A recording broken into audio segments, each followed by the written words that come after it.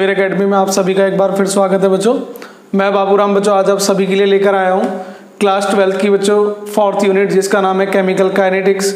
और आज का जो हमारा टॉपिक है बच्चों वो है रासायनिक अभिक्रिया की दर को प्रभावित करने वाले कारक, यानी कि बच्चों factor influencing the rate of reaction, यानी कि अभिक्रिया के वेग को प्रभावित करने वाले कारक। तो बच्चों आज का जो हम टॉपिक पढ़ने वाले हैं बच्चों वो है अभिक्रिया के वेग को प्रभावित करने वाले कारक।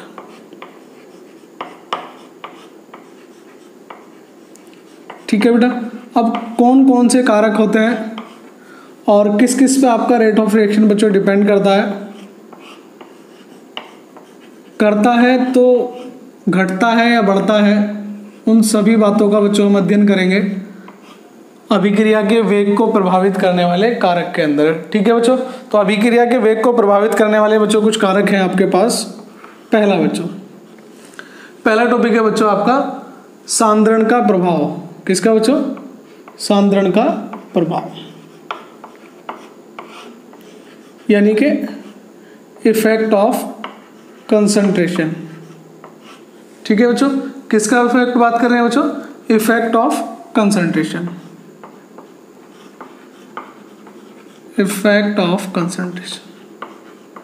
तो बच्चों हमें ये बात करनी है कि सांद्रण का प्रभाव क्या पड़ता है। मतलब जब हम किसी रासायनिक अभिक्रिया में अभिकारकों की सांद्रता बढ़ाते हैं, ठीक है बच्चों, रिएक्टेंट की कंसंट्रेशन इंक्रीज करते हैं तो रेट ऑफ रिएक्शन पे क्या फर्क पड़ता है। तो बच्चों जैसे कि हमारा सिलेबस बच्चों क्या हुआ है, थोड़ा सा रिड्यूस हुआ है, डिडक्ट हुआ है, और लगभग 30% सिलेबस बच्चों आपका कोरोना की महामारी की वजह से डिडक्ट कर दिया गया है। तो आपके 3 टॉपिक बच्चों इस चैप्टर में रिमूव कर दिए गए हैं, जिनमें से एक टॉपिक का नाम था बच्चों संघट्ट सिद्धांत। क्या था? संघट्ट सिद्धांत। ठीक है बेटा, अब हम बात क्यों कर रहे हैं बच्चों संघट्ट सिद्धांत की? अगर आप इन टॉपिक को क्लियर करना चाहते हैं तो आपको संघट्ट सिद्धांत यानी कि बच्चों कोलिजन थ्योरी को समझना कंपलसरी है बच्चों। तो बच्चों संघट्ट सिद्धांत क्या बताता है? तो बच्चों संघट्ट सिद्धांत ये कहता है कि रिएक्टेंट से जो प्रोडक्ट बनते हैं बच्चों, रिएक्टेंट से क्या बनते हैं बच्चों? प्रोडक्ट जब बनते हैं तो बेटा तभी बनते हैं जब रिएक्टेंट के मॉलिक्यूल्स के बीच कोलिजन होता है, उनकी आपस में टक्कर होती है। क्या होती है बच्चों? टक्कर। संघट्ट का जो नॉर्मल मीनिंग है बच्चों वो है टक्कर। तो संघट्ट सिद्धांत बच्चों ये कहता है कि जब अभिकारक के अणुओं की परस्पर टक्कर होती है, जब अभिकारक के अणुओं की परस्पर टक्कर होती है तब बच्चों आपका प्रोडक्ट बनता है। क्या बनता है? प्रोडक्ट बनता है। वैसे तो बच्चों कोलिजन थ्योरी में 2-3 पॉइंट आते हैं कि प्रोडक्ट तब बनता है जब रिएक्टेंट के मॉलिक्यूल्स परस्पर बच्चों क्या करते हैं? कोलाइड करते हैं या संघट्ट करते हैं। लेकिन बच्चों सभी टक्करों से प्रोडक्ट नहीं बनते थे, कुछ से बनते थे जिन्हें हम इफेक्टिव कोलिजन कहते थे, यानी कि प्रभावी टक्कर कहते थे। ठीक है बच्चों, लेकिन हमें वो डेप्थ में नहीं पढ़ना है, यहाँ से केवल एक ही पॉइंट हमें, ठीक है बच्चों, पिक करना है। क्या बच्चों? कि अभिकारक से उत्पाद कब बनता है बच्चों? जब उनकी टक्कर होती है, जब उनकी टक्कर होती है। ठीक है बच्चों, अब सांद्रण का प्रभाव। तो बच्चों जैसे जैसे आप अभिकारक की सांद्रता बढ़ाएंगे, यानी कि अभिकारक की मात्रा बढ़ाएंगे, यानी कि नंबर ऑफ मॉलिक्यूल्स रिएक्टेंट, ठीक है, number of molecules of reactant बच्चों क्या होंगे? इंक्रीज होंगे। क्या होंगे? इंक्रीज होंगे, यानी कि अभिकारक के अणुओं की संख्या बढ़ जाएगी। और जब नंबर ऑफ पार्टिकल्स बच्चों इंक्रीज होंगे तो आपका टकराने की संभावना भी बच्चों क्या हो जाएगी? बढ़ जाएगी। इसका मतलब क्या होगा? जब सांद्रता का जो बच्चों इफेक्ट होता है वो कैसा होता है बच्चों? अगर आप अभिकारक के अणुओं की सांद्रता बढ़ाते हैं तो देखें बच्चों, इसका मतलब क्या हुआ? अभिक्रिया का वेग, अभिक्रिया का वेग समानुपाती किसके बच्चों? अभिक्रिया का वेग किस पे डिपेंड करता है बच्चों? अभिकारकों के सांद्रण पर। किस पर? अभिकारकों के सांद्रण। ठीक है बच्चों, अब जो बच्चे बोर्ड के स्टूडेंट हैं उन्हें तो बच्चों थ्योरी लिखनी होती है, तो वो थ्योरी बच्चों नोट कर लें जो मैं बोलूंगा। तो बच्चों मैंने क्या कहा था अभी थोड़ी देर पहले? मैंने कहा था कि अभिकारकों का सांद्रण बढ़ाने पर, किसका बच्चों? अभिकारकों का सांद्रण बढ़ाने पर अभिक्रिया का वेग बच्चों क्या होगा? बढ़ता है। क्यों बढ़ता है? क्योंकि बच्चों अभिक्रिया का वेग बढ़ने से बच्चों क्या बढ़ता है? प्रभावी टक्करों की संख्या बढ़ जाती है। देखें अभिकारकों का सांद्रण बढ़ता है बच्चों, सांद्रण से क्या बढ़ता है, अणुओं की संख्या बढ़ेगी। क्या बढ़ेगी बच्चों, नंबर ऑफ पार्टिकल्स इंक्रीज होंगे, और जब अणु बच्चों ज्यादा होंगे तो उनके टकराने की संभावना भी क्या होगी, ज्यादा होगी। इसलिए बच्चों सांद्रण का प्रभाव बच्चों क्या होता है, अभिक्रिया का वेग अभिकारकों के सांद्रण के समानुपाती होता है। अब इस पॉइंट को बच्चों हम दूसरे तरीके से समझ सकते हैं। तो बच्चों रिएक्टेंट की 3 फेज हो सकती हैं। फेज का मतलब आप समझ रहे हैं बच्चों, प्रावस्था 3 हो सकती है, या तो गैस हो सकते हैं, या लिक्विड हो सकते हैं बच्चों, या आपके बच्चों हो सकते हैं सॉलिड। ठीक है बेटा, गैस, लिक्विड या सॉलिड। क्लियर बच्चों। अब आप ये बताएं बच्चों, गैस के अणु गति ज्यादा करते हैं या लिक्विड के या सॉलिड के। तो आप बच्चों जानते होंगे कि गैस के मॉलिक्यूल्स बच्चों क्या करते हैं, तेजी से गति करते हैं। वो बच्चों गति करने के लिए क्या होते हैं, स्वतंत्र होते हैं या तीव्र गति से गति करते हैं। तो उनके जो बच्चों गति ज्यादा करेंगे तो उनके टकराने की संभावना भी क्या होगी बच्चों, ज्यादा होगी। इसका मतलब बच्चों गैस, लिक्विड और सॉलिड की तुलना में अगर आपका रिएक्टेंट बच्चों क्या होता है, गैस होता है। क्या होता है, गैस होता है, तो आपका जो रेट ऑफ रिएक्शन है बच्चों वो क्या होगा, जनरली इंक्रीज होगा, ज्यादा होगा। ठीक है बच्चों। तो यहां से पहला पॉइंट आपको क्लियर हो गया होगा। मैंने क्या बताया बच्चों कि अभिकारकों की सांद्रता बढ़ाने पर, किसकी बच्चों, अभिकारकों की सांद्रता बढ़ाने पर अभिक्रिया का वेग बढ़ता है, क्योंकि सांद्रता बढ़ाने पर अभिकारक के अणुओं की संख्या बढ़ जाती है। ठीक है बेटा, और सांद्रता बढ़ाने पर अभिकारक के अणुओं की संख्या बढ़ जाती है, जिससे प्रभावी टक्करों की संख्या बढ़ जाती है। ठीक है बच्चों। तो बच्चों नेक्स्ट पॉइंट की तरफ चलते हैं। पॉइंट नंबर 2 बच्चों, पहला पॉइंट आपको समझ में आ गया होगा कि अभिक्रिया का वेग बच्चों अभिकारकों के सांद्रण के समानुपाती होता है, मतलब बढ़ाने पर बढ़ता है। पॉइंट नंबर बच्चों 2 की बात करेंगे। 2 है बच्चों ताप का प्रभाव। किसका बच्चों, ताप का प्रभाव, यानी कि बच्चों effect of temperature. Effect of temperature. तो बच्चों अभिक्रिया के वेग पर टेम्परेचर का क्या इफेक्ट होता है। तो बच्चों आप जानते होंगे जब टेम्परेचर बढ़ाया जाता है तो अभिकारक के अणुओं की बच्चों क्या बढ़ जाती है, गति बढ़ जाती है। क्या बढ़ जाती है बच्चों, गति बढ़ जाती है, जिसके कारण बच्चों क्या हो जाता है, अभिक्रिया का वेग भी बढ़ जाता है। ठीक है बच्चों। यहां से आपको क्या लिखना है बच्चों, अगर आप इसमें लिखना चाहते हैं तो बच्चों आपके पास पॉइंट है कि किसी रासायनिक अभिक्रिया का वेग ताप बढ़ाने पर क्या होता है बच्चों, बढ़ता है। ठीक है। जनरली बच्चों क्या होता है कि लगभग 10 डिग्री सेल्सियस ताप बढ़ाने पर अभिक्रिया का वेग 2 गुना हो जाता है, लगभग 2 गुना हो जाता है। क्लियर बच्चों। यहां से हमें क्या पॉइंट मिल गया बच्चों लिखने के लिए हमें पॉइंट मिला कि ताप बढ़ाने पर अभिक्रिया का वेग बढ़ता है। ताप बढ़ाने पर अभिक्रिया का वेग बढ़ता है और लगभग 10 डिग्री सेल्सियस ताप बढ़ाने पर अभिक्रिया का वेग लगभग क्या हो जाता है बच्चों, अभिक्रिया का वेग लगभग 2 गुना हो जाता है। क्या हो जाता है बच्चों, लगभग 2 गुना हो जाता है। ठीक है बच्चों। यहाँ तक क्लियर। क्यों बढ़ जाता है, मैंने बताया था बच्चों जैसे जैसे आप टेम्परेचर इंक्रीज करोगे वैसे ही बच्चों अभिकारक के अणुओं की गति जो बढ़ जाती है। ठीक है, जिससे उनके टकराने की संभावना भी बढ़ जाती है। क्लियर बच्चों।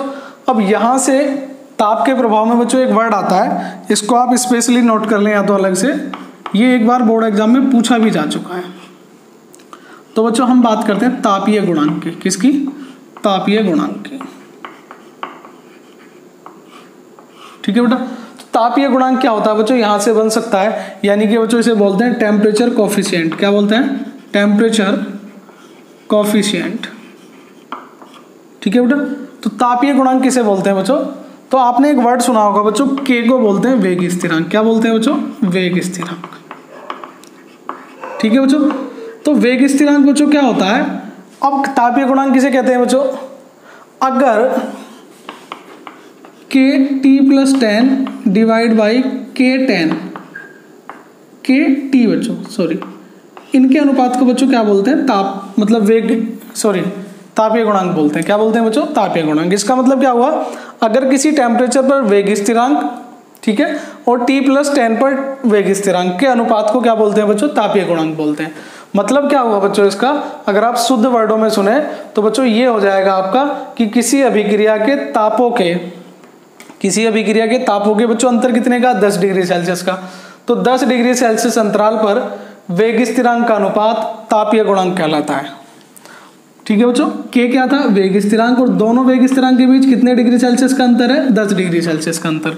तो किसी रासायनिक अभिक्रिया के 10 डिग्री सेल्सियस ताप के अंतराल पर वेग स्थिरांक के अनुपात को तापीय गुणांक कहते हैं। और बच्चों जनरली ये जो टेम्परेचर लिए जाते हैं वो लिए जाते हैं बच्चों 35 डिग्री सेल्सियस और 25 डिग्री सेल्सियस, यानी कि 35 डिग्री सेल्सियस पर वेग स्थिरांक और 25 डिग्री सेल्सियस पर वेग स्थिरांक के अनुपात को क्या कहते हैं बच्चों, हम तापीय गुणांक कहते हैं। एक बार बोर्ड एग्जाम में क्वेश्चन पूछा जा चुका है बच्चों, यहां तक क्लियर हुआ।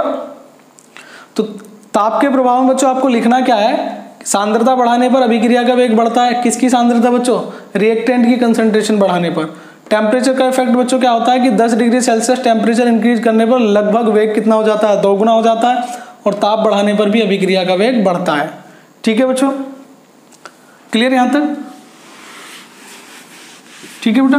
अब जो इसकी बच्चों प्रैक्टिकल वैल्यू थी, अब तो हमें ऐसे ही लिखना है, वरना बच्चों एक और टॉपिक, 3 टॉपिक हमारे इस चैप्टर से रिमूव हुए हैं। ठीक है, तो एक टॉपिक था बच्चों आर्हीनियस समीकरण। क्या टॉपिक था बच्चों आपका, आर्हीनियस समीकरण। ये टॉपिक बच्चों सिलेबस से निकल गया है, लेकिन फिर भी आपको समझा देता हूं थोड़ा सा। तो बच्चों आर्हीनियस समीकरण क्या था, साइंटिस्ट का नाम आर्हीनियस था, उसने बच्चों वेग स्थिरांक, किस किस के बीच, वेग स्थिरांक और अभिक्रिया के ताप के बीच एक संबंध दिया था, जिसे क्या कहा था, आर्हीनियस समीकरण कहा था। आप चाहें तो इसे नोट कर सकते हैं, K = बच्चों A e⁻⁻ upon RT। K बच्चों यहां पर था वेग स्थिरांक, क्या था, वेग स्थिरांक। ठीक है बेटा, A यहां पर कांस्टेंट था, आर्हीनियस गुणांक कह सकते हैं। T बच्चों यहां पर क्या था, ताप। R आप जानते हैं गैस स्थिरांक। E का नाम था बच्चों यहां पर सक्रियण ऊर्जा, क्या था, सक्रियण ऊर्जा या एक्टिवेशन एनर्जी। ये क्या होती है बच्चों, इसे बाद में जिक्र करेंगे। ठीक है, तो बच्चों ये पॉइंट भी हमारा सिलेबस से हट गया है, आर्हीनियस समीकरण। तो आर्हीनियस समीकरण बच्चों किस किस के बीच संबंध बताती है, वेग स्थिरांक और ताप के बीच, वेग स्थिरांक और ताप के बीच।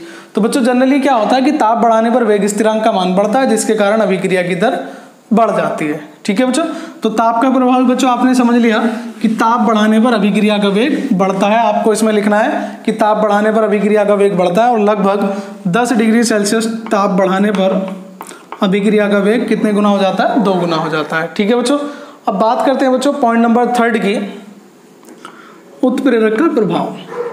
किसका बच्चों, उत्प्रेरक का प्रभाव। ठीक है बेटा, यानी कि इफेक्ट ऑफ कैटेलिस्ट बोलते हैं बच्चों, क्या बोलते हैं, कैटेलिस्ट बोलते हैं, यानी कि उत्प्रेरक का प्रभाव। अब उत्प्रेरक बच्चों जनरली क्या होते हैं, उत्प्रेरक ऐसे पदार्थ होते हैं, कैटेलिस्ट ऐसे पदार्थ होते हैं जो किसी रासायनिक अभिक्रिया की दर को बच्चों क्या कर देते हैं, इंक्रीज कर देते हैं, उसे बढ़ा देते हैं। ठीक है, घटा भी सकते हैं, लेकिन बच्चों जनरली ऐसा होता है कि उत्प्रेरक ऐसे पदार्थ होते हैं जो अभिक्रिया की दर को बढ़ा देते हैं। ठीक है बच्चों, अब होता क्या है, तो बच्चों मैंने बताया था इस चैप्टर से आपके सिलेबस से 3 पॉइंट रिमूव हुए हैं, अगर तीनों को ही आपको समझना पड़ेगा। पहले पॉइंट में बच्चों सांद्रता का प्रभाव कहां से बताया था आपने, संघट्ट सिद्धांत का मैंने जिक्र किया, वहां से आपको समझाने का प्रयास किया। ताप का प्रभाव बच्चों क्या था, इफेक्ट ऑफ टेम्परेचर क्या था बच्चों, आर्हीनियस समीकरण से इफेक्ट ऑफ टेम्परेचर की आप, ठीक है बच्चों, कैलकुलेशन कर सकते हैं। और उत्प्रेरक का प्रभाव बच्चों, तो एक वर्ड था बच्चों, तीसरा जो टॉपिक सिलेबस से हटा है बच्चों, उसका नाम है सक्रियण ऊर्जा। तो बच्चों जनरली होता क्या है कि देखिए सक्रियण ऊर्जा, आर्हीनियस समीकरण और जो मैं पॉइंट बता रहा था बच्चों संघट्ट सिद्धांत, ये तीनों टॉपिक सिलेबस से रिमूव हो चुके हैं। लेकिन बच्चों अभिक्रिया की वेग को प्रभावित करने वाले कारक हमारे कोर्स में हैं, तो उसी की वजह से बच्चों सक्रियण ऊर्जा, आर्हीनियस समीकरण और संघट्ट सिद्धांत पढ़ना पड़ेगा। आप बच्चों ये नहीं कह सकते कि हमारे कोर्स में नहीं था, क्योंकि टॉपिक ये है और वहां से कोरिलेट करते हैं। इसी तरह के बच्चों जब एग्जाम में क्वेश्चन आ जाते हैं तो बच्चे कंफ्यूज रहते हैं हमेशा कि सर ये तो सिलेबस में नहीं था, इसलिए बच्चों आपको सक्रियण ऊर्जा पढ़नी है। तो बच्चों आपने देखा होगा व्यवहार में जनरली ऐसा होता है कि हमारी जितनी भी रासायनिक अभिक्रियाएं होती हैं वो जनरली बच्चों गर्म करने पर होती हैं। तो अगर आपको नाइट्रोजन और हाइड्रोजन से अमोनिया बनानी है तो नाइट्रोजन और हाइड्रोजन को गर्म किया जाता है। लेकिन बच्चों अगर आपको अमोनिया से वापस नाइट्रोजन और हाइड्रोजन बनानी होती है तो आपको अमोनिया को गर्म करना पड़ता है। तो जनरली होता क्या है बच्चों, रिएक्शन चाहे एंडोथर्मिक हो या एक्सोथर्मिक हो, या तो उष्मा छेपी हो या उष्मा शोषी, मैक्सिमम केस में बच्चों हमें अभिक्रिया को हीट ही करना पड़ता है, उष्मा देनी पड़ती है, तब वो रिएक्शन होती है। ठीक है बच्चों, तो आज हम समझेंगे कि बच्चों आखिर रासायनिक अभिक्रिया जितनी भी होती हैं जनरली उन्हें बच्चों वो ताप बढ़ाने पर ही क्यों होती हैं। तो वो पॉइंट समझने के लिए बच्चों आपको समझना पड़ेगा एक पॉइंट, तो जिसका नाम है बच्चों सक्रियण ऊर्जा। ठीक है, तो बच्चों इसको बोलते हैं हम एक्टिवेशन एनर्जी। क्या बोलते हैं बच्चों, एक्टिवेशन एनर्जी। ठीक है बच्चों, अब एक्टिवेशन एनर्जी क्या कहती है, तो बच्चों ग्राफ जरा ठीक से समझें। ग्राफ बच्चों अगर आपको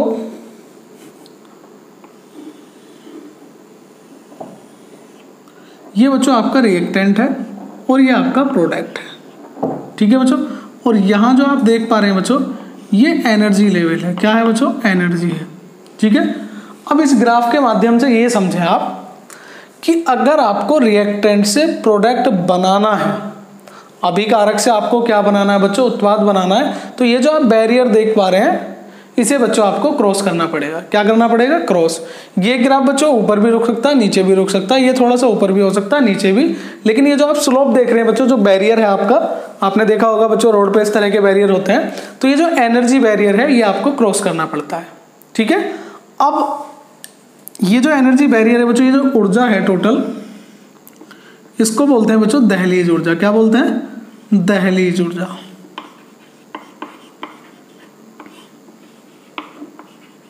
ठीक है बच्चों, ET से डिनोट करते हैं, मतलब होता है बच्चों T फॉर थ्रेशोल्ड एनर्जी। कौन सी एनर्जी बच्चों, थ्रेशोल्ड एनर्जी बोलते हैं इंग्लिश में।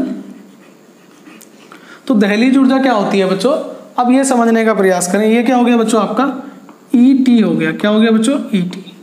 क्लियर, इसका मतलब क्या हुआ बच्चों, रिएक्टेंट से प्रोडक्ट बनाने के लिए एक न्यूनतम ऊर्जा की आवश्यकता होती है। अगर आपके पास इतनी ऊर्जा है तो रिएक्टेंट प्रोडक्ट में कन्वर्ट हो सकते हैं, अगर रिएक्टेंट के पास इतनी ऊर्जा नहीं है तो वो प्रोडक्ट में कन्वर्ट नहीं होंगे। ठीक है बच्चों, अब ये जो स्लोप आप देख पा रहे हैं ये रिएक्टेंट को हर हालत में क्रॉस करना होता है अगर उसे प्रोडक्ट बनाने होते हैं बच्चों।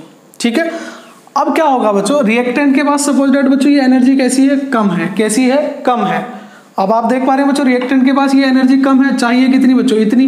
तो ये जो आप देख पा रहे हैं बच्चों इतनी ऊर्जा जो है रिएक्टेंट को वो देनी पड़ेगी। जो ऊर्जा देनी पड़ेगी उसे क्या बोलते हैं, एक्टिवेशन एनर्जी, EA। क्या बोलते हैं, एक्टिवेशन एनर्जी EA, मतलब सक्रियण ऊर्जा।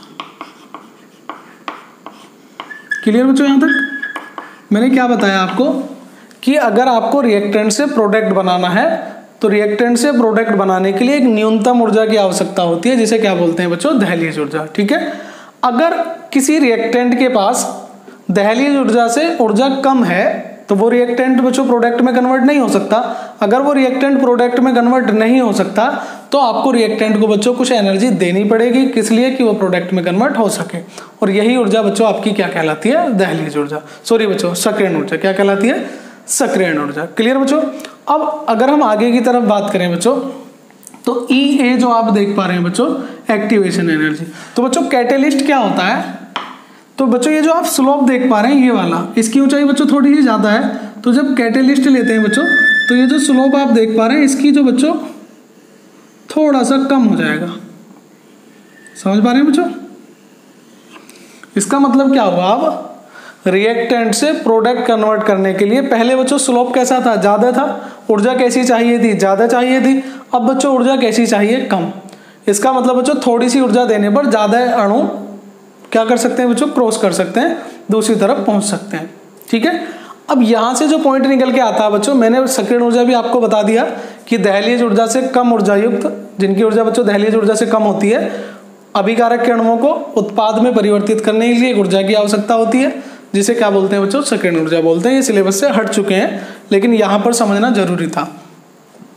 तो बच्चों इफेक्ट ऑफ टेम्परेचर ये बताता है आपका कि जब आप किसी रासायनिक अभिक्रिया में किसका उपयोग करते हैं बच्चों, कैटेलिस्ट का प्रयोग करते हैं, तो बच्चों ये क्या करता है, ऊर्जा कैसी हो गई, इसकी कम हो गई। क्या हो गई बच्चों, ऊर्जा कम। तो बच्चों इसे क्या बोलेंगे हम, ये जो स्लोप छोटा बना है इसे बोलेंगे बच्चों हम लो एनर्जी बैरियर। क्या बोलेंगे बच्चों, लो एनर्जी बैरियर। आप देख रहे हैं बच्चों इस बैरियर की एनर्जी कैसी हो गई, कम, तो इसे हम बोलेंगे लो एनर्जी बैरियर, यानी कि न्यूनतम ऊर्जा अवरोध। ठीक है बच्चों। अब आपके पास 3 पॉइंट थे बच्चों। पहला, सांद्रण बढ़ाने पर अभिक्रिया का वेग बढ़ता था, ताप बढ़ाने पर अभिक्रिया का वेग बढ़ता है, और उत्प्रेरक का प्रभाव देखिए बच्चों, उत्प्रेरक का प्रयोग करने पर भी अभिक्रिया का वेग बढ़ता है। ठीक है, क्यों बढ़ता है, क्योंकि बच्चों उत्प्रेरक की उपस्थिति में अभिकारक से उत्पाद जो बनते हैं बच्चों, न्यूनतम ऊर्जा अवरोध का, लो एनर्जी बैरियर का एक नया मार्ग बना लेता है। क्या बना लेता है बच्चों, नया मार्ग बना लेता है। यहां तक क्लियर बच्चों, मेरी बात समझ गए बच्चों। अब देखें यहां से अगर आप एक चीज समझने का प्रयास करें, अभिक्रिया का वेग,